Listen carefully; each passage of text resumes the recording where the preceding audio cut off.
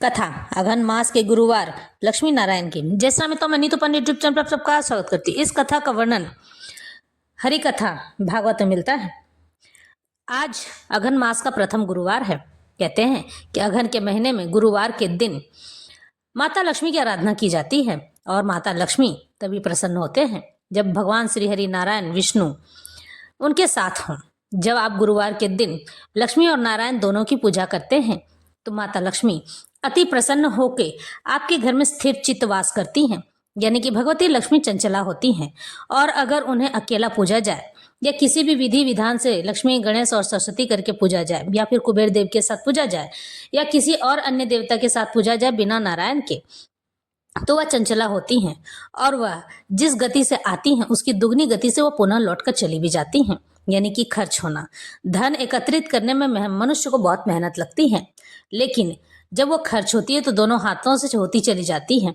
मनुष्य की इच्छाएं कभी कम नहीं होती है और कभी बंद भी नहीं होती है। उन इच्छाओं की पूर्ति करने के लिए मनुष्य लक्ष्मी का दुरुपयोग ऐसे करता है मानो कि उसके बाएं हाथ का खेल हो। लेकिन जब वही लक्ष्मी कमानी पड़ती है और मेहनत करना पड़ता है तो मनुष्य को बड़े ही तानों का, मतलब समाज के तानों का और लोगों की अवहेलना का शिकार होना पड़ता है। लोग बहुत सारी उल्टी सीधी बातें करते हैं, लेकिन वही लक्ष्मी जब आपके घर में नारायण के साथ स्थिर चित्त होकर वास करती है ना, तब वही लोग, जो लोग आपको ताना मारते थे, वही सबके सब आकर आपके सामने में शीश झुकाते हैं और सम्मान देते हैं।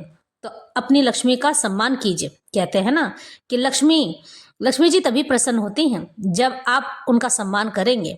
यानी कि लक्ष्मी अगर दान देना हो, यानी धन का अगर दान देना हो तो ऐसे व्यक्ति को दें जिन्हें वास्तव में उसकी आवश्यकता हो, लेकिन ऐसे व्यक्ति को ना दें जैसे कि उसे शराब पीना हो। ऐसे व्यक्ति को धन देने से लक्ष्मी जी कहती हैं कि मैं तो तेरे घर सम्मान पाने आई थी, लेकिन तूने मुझे एक शराबी के हाथ में देकर मेरा अपमान कर दिया।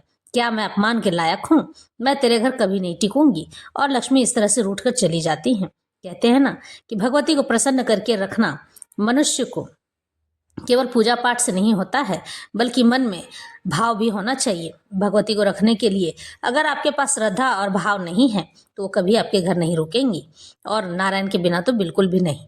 स्थिर चित्त लक्ष्मी पाने के लिए भगवान विष्णु की आराधना मनुष्य को हमेशा करते रहना चाहिए। वैसे भी भगवान विष्णु की आराधना करने से मनुष्य को धन यश कीर्ति तो प्राप्त होती ही है, बल्कि साथ में ज्ञान भी प्राप्त होता है और बुद्धि भी प्राप्त होती है। यानी कि लक्ष्मी गणेश और सरस्वती भगवान विष्णु की आराधना करने मात्र से ही प्राप्त हो जाती है। इसलिए भगवती को किसी और के साथ पूजने से अच्छा है श्री हरि नारायण के साथ ही पूजा जाए और उनका सम्मान किया जाए।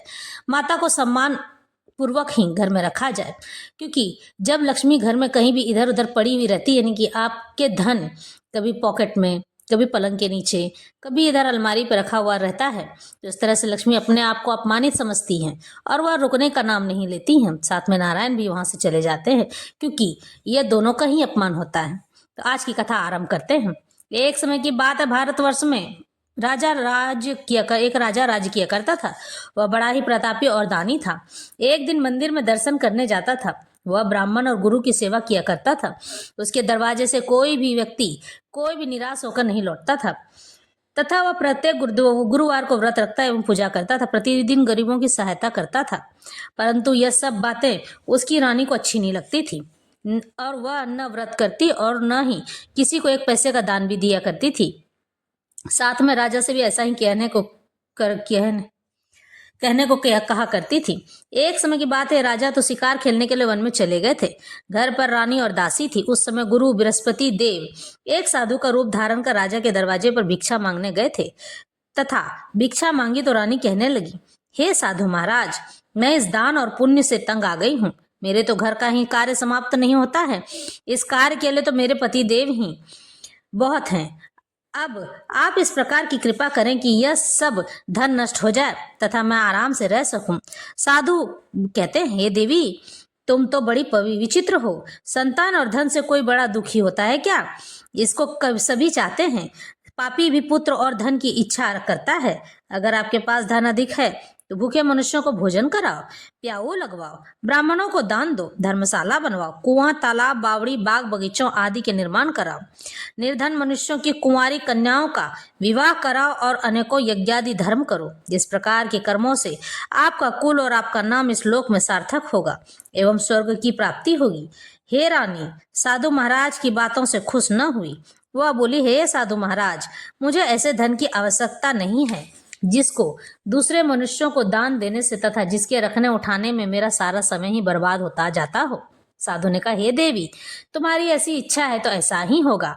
मैं तुम्हें बताता हूँ, वैसा ही करना। बृहस्पतिवार के दिन घर को गोबर से लीपना, अपने केसों को धोना, केसों को धोते समय स्नान करना, राजा से कहना वह हजामत बनवाए, भोजन में मांस मदिरा खाना, कपड़ा धोबी के यहाँ धुलने के लिए देना। इस प्रकार 7 बृहस्पतिवार करने से तुम्हारा सब धन नष्ट हो जाएगा।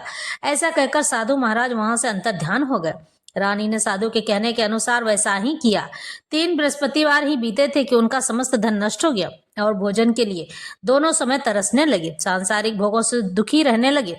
तब वह राजा रानी से कहने लगा, ये रानी, तुम यहाँ पर रहो, मैं दूसरे देश को जाऊंगा, क्योंकि यहाँ पर मुझे सभी मनुष्य जानते हैं, इसलिए कोई कार्य भी नहीं कर सकता हूँ और कोई कार्य देगा भी नहीं। देश चोरी परदेश भीख बराबर है। ऐसा कहकर राजा परदेश चला गया। वहां जंगल में जाता और लकड़ी काट कर लाता और शहर में बेचता।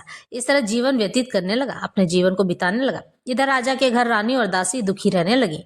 किसी दिन भोजन मिलता और किसी दिन जल पीकर ही रह जाती थी। एक समय रानी और दासी 7 दिन बिना भोजन के व्यतीत हो गए थे। तो रानी ने अपनी दासी से कहा, हे दासी, यहाँ पास ही के नगर में मेरी बहन रहती है, वह बड़ी धनवान है, तो उसके पास जा और वहां से 5 सेर बेझड़ यानी कि बाजरा मांग लाओ, जिससे कुछ समय के लिए गुजर हो जाएगी। इस प्रकार रानी की आज्ञा मानकर दासी उसकी बहन के पास गई। रानी की बहन उस समय पूजन कर रही थी, क्योंकि उस रोज बृहस्पतिवार का दिन था। जब दासी ने रानी की बहन को देखा और उससे बोली, हे रानी, मुझे तुम्हारी बहन ने भेजा है, मेरे लिए 5 सेर बेझड़ दे दो यानी बाजरा दे दो। इस प्रकार दासी ने अनेक बार कहा, परंतु रानी ने कुछ उत्तर नहीं दिया, क्योंकि वह उस समय बृहस्पतिवार की व्रत कथा सुन रही थी। इस प्रकार जब दासी को किसी प्रकार का उत्तर नहीं मिला तो वह बहुत दुखी हुई और क्रोध भी आया और लौटकर अपने गांव रानी के पास आकर बोली, हे रानी, आपकी बहन बहुत बड़ी आदमी है, वह छोटे मनुष्यों से बात भी नहीं करती है, क्योंकि मैंने उससे कहा तो उसने कोई उत्तर नहीं दिया है, मैं वापस चली आई। रानी बोली, हे दासी, इसमें उसका कोई दोष नहीं है। जब बुरे दिन आते हैं ना, तब कोई सहारा नहीं देता है। अच्छे बुरे का पता विपत्ति में ही लगता है। जो ईश्वर की इच्छा होगी वही होगा। यह सब हमारे भाग्य का ही दोष है। इधर उस रानी ने देखा कि मेरी बहन की दासी आई थी, परंतु मैं उससे नहीं बोली, इससे वह बहुत दुखी हुई होगी। यह सोच कथा को सुन और विष्णु भगवान का पूजन समाप्त कर वह रानी अपनी बहन के घर चल दी और जाकर अपनी बहन से कहने लगी, हे बहन, मैं बृहस्पतिवार का व्रत कर रही थी, तुम्हारी दासी गई, परंतु जब कथा होती है तब तक न उठते हैं और न बोलते हैं, इसलिए मैं न बोली। कहो दासी, क्यों गई थी? रानी बोली, बहन, हमारे यहाँ अनाज नहीं था, वैसे तुमसे कोई बात छिपी नहीं है, इस कारण मैंने दासी को तुम्हारे पास 5 सेर बेझड़ लेने के लिए यानी बेबाजरा लेने के लिए भेजा था। रानी कहती है, भगवान सबकी मनोकामना पूर्ण करते हैं, देखो शायद तुम्हारे घर में ही अनाज रखा हो।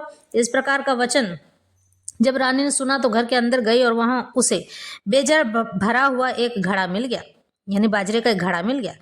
तब तो वह रानी और दासी दोनों ही बहुत खुश हुई और दासी कहने लगी, हे रानी, देखो वैसे हमको जब नहीं मिलता तो हम रोज ही व्रत करते हैं, अगर इनसे व्रत की विधि और कथा पूछ ली जाए तो उसे हम भी किया करेंगे। तब उस रानी ने अपनी बहन से पूछा कि हे बहन, बृहस्पतिवार के व्रत का क्या विधान है एवं यह व्रत कैसे किया जाता है? उस धार्मिक रानी ने कहा, बृहस्पतिवार के व्रत में चने की दाल, मुनक्का से विष्णु भगवान का केले की जड़ में पूजन करें तथा दीपक जलाएं, पीला भोजन करें और कहानी सुने। इस प्रकार करने से गुरु भगवान प्रसन्न होते हैं, अन्न पुत्र धन देते हैं, मनोकामना पूर्ण करते हैं।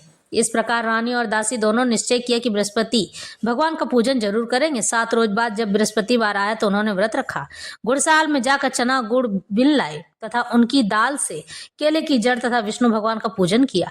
अब भोजन पीला कहाँ से आवे। बेचारी बड़ी दुखी हुई, परंतु उन्होंने व्रत किया था, इस कारण गुरु भगवान प्रसन्न थे। 2 थालों में सुंदर पीला भोजन लेकर आया और दासी को देकर बोले, हे दासी, यह तुम्हारे और रानी के लिए भोजन है, तुम दोनों करना। दासी भोजन पाकर बड़ी प्रसन्न हुई और रानी से बोली, चलो रानी जी भोजन कर लो। रानी को इस विषय में कुछ पता नहीं था, इसलिए वह दासी से बोली, तू ही भोजन कर ले, क्योंकि तू हमारी व्यर्थ में हंसी उड़ाती है। दासी बोली, एक महात्मा भोजन दे गया है। रानी कहने लगी, वह भोजन तेरे ही लिए ही दे गया है, तू ही भोजन कर। दासी ने कहा, वह महात्मा हम दोनों को 2 थालों में भोजन दे गया है, इसलिए हम और तुम दोनों ही साथ साथ भोजन करेंगी। इस प्रकार रानी और बांदी दोनों ने गुरु भगवान को नमस्कार कर भोजन प्रारंभ किया। अब वह प्रत्येक गुरुवार को गुरु भगवान का व्रत और विष्णु पूजन करने लगी। बृहस्पति भगवान की कृपा से फिर रानी और दासी के पास धन हो गया। रानी फिर उसी प्रकार से आलस्य करने लगी। तब दासी बोली, देखो रानी, तुम पहले से ही इसे भी इसी प्रकार से आलस किया करती थी, तुम्हें धन के रखने में कष्ट हुआ करता था, इस कारण सभी धन नष्ट हो गया। अब गुरु भगवान की कृपा से धन मिला है तो फिर तुम्हें आलस्य होता है। बड़ी मुसीबतों के बाद हमने यह धन पाया है, इसलिए हमें दान पुण्य करना चाहिए तथा भूखे मनुष्यों को भोजन करवाना चाहिए। प्याऊ लगवाओ, ब्राह्मणों को दान दो, कुआं तालाब बावली आदि का निर्माण करो, मंदिर पाठशाला बनवाकर दान दो, कुंवारी कन्याओं को विवाह करवाओ, धन को शुभ कर्मों में खर्च करो, जिससे तुम्हारे कुल का यश बढ़े तथा स्वर्ग प्राप्त हो और पितर प्रसन्न हो जाएं।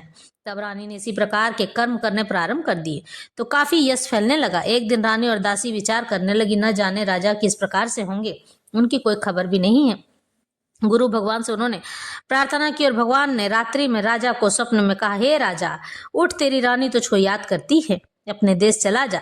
राजा प्रातः काल उठा और विचार करने लगा, स्त्री जाति खाने और पहनने की साथी होती है, पर भगवान की आज्ञा मानकर वह अपने नगर के लिए चलने को तैयार हुआ। इससे पूर्व जब राजा प्रदेश चला गया तो प्रदेश में दुखी रहने लगा था। प्रतिदिन जंगल में से लकड़ी बीन कर लाता और उन्हें शहर में बेचकर अपने दुखी जीवन को बड़ी कठिनता से व्यतीत करता था। एक दिन राजा दुखी हो अपनी पुरानी बातों को याद करके रोने लगा। तब उस जंगल में बृहस्पति देव एक साधु का रूप धारण कर आ गए और राजा के पास आकर बोले, हे लकड़हारे, तुम इस सुनसान जंगल में किस चिंता में बैठे हो, मुझको बतलाओ। यह सुन राजा के नेत्रों में जल भर आया और साधु की वंदना कर बोला, हे प्रभु, आप सब कुछ जानने वाले हो। इतना कहकर साधु को अपनी संपूर्ण कहानी बतला दी। महात्मा दयालु होते हैं। इससे बोले, हे राजा, तुम्हारी स्त्री ने बृहस्पति देव का अपराध किया था, जिस कारण तुम्हारी यह दशा हुई है। अब तुम किसी प्रकार की चिंता न करो, भगवान तुम्हें पहले से अधिक धनवान करेंगे। देखो, तुम्हारी स्त्री ने गुरुवार का व्रत प्रारंभ कर दिया है और तुम मेरा कहा मानकर बृहस्पतिवार का व्रत करके चने की दाल, गुड़ जल को लोटिम्बल डालकर केला का पूजन करो। फिर कथा कहो और सुनो, भगवान तेरी सब कामनाओं को पूर्ण कर देंगे। साधु महाराज को प्रसन्न देखकर राजा बोला, हे प्रभु, मुझे लकड़ी बेचकर इतना पैसा नहीं मिलता है जिससे मैं भोजन करने के उपरांत कुछ बचा सकूं। मैंने रात्रि में अपनी पत्नी को व्याकुल देखा है, मेरे पास कुछ भी नहीं है जिससे उसकी खबर मंगा सकूं और फिर मैं कौन सी कहानी कहूं, यह मुझको कुछ भी मालूम नहीं है। साधु ने कहा, हे राजा, तुम किसी बात की चिंता न करो। बृहस्पतिवार के दिन तुम रोजाना की तरह लकड़ियां लेकर शहर को जाओ। तुम जो रोज से दुगना धन प्राप्त होगा, जिससे तुम भली भांति भोजन कर लोगे तथा बृहस्पति देव की पूजा का सामान भी आ जाएगा। बृहस्पतिवार का कथा इस प्रकार से संपन्न होती है। इस प्रकार से राजा बृहस्पति भगवान की पूजा अर्चना की और वह अपने घर को पुनः वापस लौट गया, अपनी रानी के पास में। भगवान बृहस्पति ने उनकी हर मनोकामना को पूर्ण कर दिया। कहते हैं कि लक्ष्मी के बिना नारायण और नारायण के बिना लक्ष्मी अधूरे होते हैं। इस तरह से कथा यहीं संपन्न होती है।